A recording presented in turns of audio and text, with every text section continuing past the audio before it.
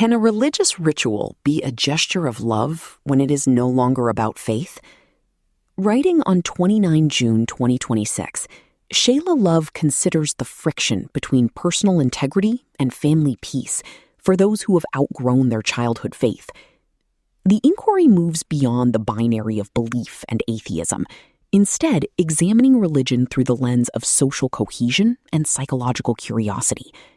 By drawing on the ideas of Emile Durkheim and William James, the piece explores whether participating in a ritual can be a meaningful act of connection, rather than a performance of dishonesty. It is a quiet look at how people manage the gap between what they think and how they belong. Written by Shayla Love in Vox, narrated for Arva. Hi readers, I'm Shayla Love, a science journalist and longtime fan of Your Mileage May Vary. I'm honored to be subbing for Seagal while she's out on parental leave. I'll be diving into your questions as a way to help understand human nature and our choices through multiple lenses: philosophical, psychological, and beyond. Please send me any emotional, body-brain, sociological, perceptual, or other kind of life quandaries you might have. Should you keep practicing a religion even if you don't believe? You can outgrow a belief without outgrowing the people who gave it to you. My mother is religious, and I can tell that it brings her peace of mind to think I share some of her religious views. For this reason, I currently attend church with her on Sundays. However, I hesitate to tell her directly that I do not necessarily share her beliefs, as this would likely upset her and would not substantially improve my own quality of life. At the same time, attending church while knowing I do not fully believe feels somewhat disingenuous. I am unsure whether continuing this practice is the more ethical choice, or whether honesty, despite its potential emotional cost, would be the better path. On the other hand, would it not be selfish to prioritize my own sense of integrity over my mother's peace of mind, especially when the cost to me is relatively small, attending church once a week in order to preserve this tacit understanding? Dear Pew Warmer, your question raises two interesting issues: whether to tell your mom that you don't share her religious beliefs, and whether to still attend church with her, even if you don't share the faith. They might seem to be part of the same quandary, but teasing them apart a little more, we'll see that your church attendance doesn't necessarily require as much dishonesty as you may think. First, no matter what you decide, it could be helpful for you to know that you're far from alone in managing different beliefs within a family. The amount of mixed faith families has been steadily increasing, often because, like you, children grow up to have different beliefs from their parents. And this includes people who decide to no longer follow any prescribed religion at all. A Pew Research Center survey done in 2003, for example, found that 44% of Americans had changed or left the religion they were raised in. Relationships between people of different religious leanings are common now, too. A different Pew survey from 2015 found that 39% of couples married after 2010 identified as mixed faith, again, including people who identify as non-religious. Have a question you want answered in the next Your Mileage May Vary column? Fill out this anonymous form. Newsletter subscribers will get my column before anyone else does, and their questions will be prioritized for future editions. Sign up here. How do all of these people deal with being married or related and believing such different big things? It's not easy. In a more recent Pew survey from 2023, more than a third of parents said it was extremely or very important that their children have the same religious views as them, which is in line with your sense that your mom would like to share her faith with you. And this is where much of your tension seems to lie. But perhaps I can bring you some solace by sharing that the overall data on all of this is more nuanced. I reviewed some qualitative studies, which include interviews, on religion in families, to hear from people on both sides of precisely what you're grappling with. In general, parents do seem to wish for their kids to have the same faith as them. As a highly religious Christian father said in one study, "How to pass our belief to our next generation is a burden to me. We want them and their next generations to have God's blessings." And that makes sense, especially for a parent who belongs to a faith tradition that comes with everlasting consequences for people depending on their beliefs and behaviors. But of course, religion is more than a narrow set of rules and consequences. Each contains an elaborate offering of traditions, beliefs, and values. Many very religious parents, responding to the same survey, said they understood it was up to their children to choose whether to continue in the tradition or not, and that what truly important to them was knowing that their children shared the same values. Religion served as a proxy for that.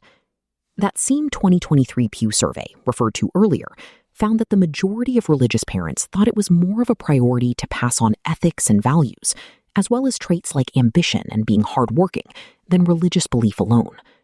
There can even be upsides for relationships when some core beliefs differ, as one 2022 study suggested.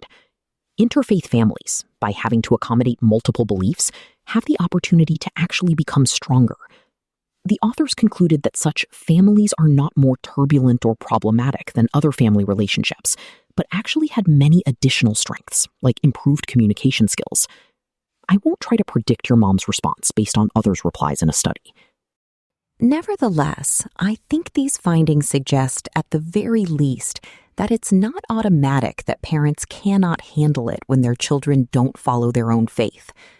From the experience of these families, I suggest, if you decide to be more honest with your mom about this, you should emphasize the moral qualities you have in common and that you plan to maintain.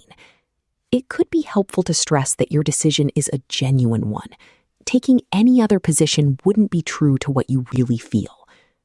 No matter the outcome of this conversation, though, your quandary about whether you should go to church at all won't be solved. You say that it might feel disingenuous or pose a problem for your integrity to attend church services if you don't believe. That assumes that your presence at the church is endorsing a belief in God or in the theology of that religion, or that the latter are required for the former. I wasn't raised with religion, and instead grew up around several atheists who worked as scientists. A few had a pretty disparaging view of the belief in God, which they saw as empirically unsound. Yet as I got older, I began to notice some streaks of religiosity in their positions, like a dedication to the idea that science is the only tool with which to understand the world, a view that's sometimes called scientism. Science is an excellent way to figure out how the world works, but there are other aspects of life, like art, music, spirituality, where it can fall short. I bring this up to say that religious thinking can rear its head even in the non-religious. And within a religious framework, you may discover non-religious elements too. A sociologist from the late 19th and early 20th century, Emile Durkheim, would push back on the idea that going to church means you believe in God, which helps me understand what I saw in my family. Durkheim wanted to understand how religion functioned in society. He dismissed the idea that religion, at its core, was about supernatural events and God, or gods. In his 1912 book, The Elementary Forms of Religious Life, he examined Australian indigenous religions to come up with theories about what all religions had in common. He argued that religion emerges when a group of people get together and agree upon what is sacred and what is profane, and then they act in ways that support those categories. I'll add that Durkheim's views on religion have been questioned over the years. For starters, he vastly oversimplified the indigenous religions he focused on. Yet I think one of his central ideas, that religion is primarily an expression of agreement within social groups, is useful in making the act of your going to church less about your individual endorsement and more about participating in a group with shared values.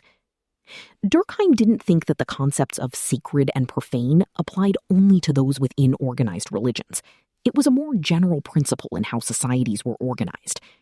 Secular groups like sports fans and political parties also gathered together to perform rituals about their shared definitions of what is sacred. Following Durkheim, you could see your choice as less a theological one and more a social one. There could be plenty of values at your mom's church that mean something to you, like community, taking care of others, and acting morally. Durkheim's theory does require you to be a participant, however, in upholding these values. If that doesn't apply to you, there is still a way to engage with those with differing beliefs, with curiosity, like the psychologist William James. His book, The Varieties of Religious Experience, was based on a series of lectures he did at the University of Edinburgh. He was assigned to do 20 talks, and he thought he would dedicate the first 10 to describing man's religious appetites, and the rest on various philosophical interpretations. Instead, he became so engrossed with recounting people's religious experiences that the subject took up all of his lectures. James was not a very religious man himself, and so his thirst for learning about religion is remarkable. In the introduction to The Selected Letters of William James, the novelist and literary critic Elizabeth Hardwick wrote how James's tolerance for nuts and cranks, his mediums and table tappers, his faith healers and receivers of communications from the dead, sometimes confused his peers. How could a man of science be so interested in visions and conversions? Like Durkheim, James wasn't focused on whether religion was true. He had very little interest in theology itself. He fixated on the psychological, the feelings that came with being religious.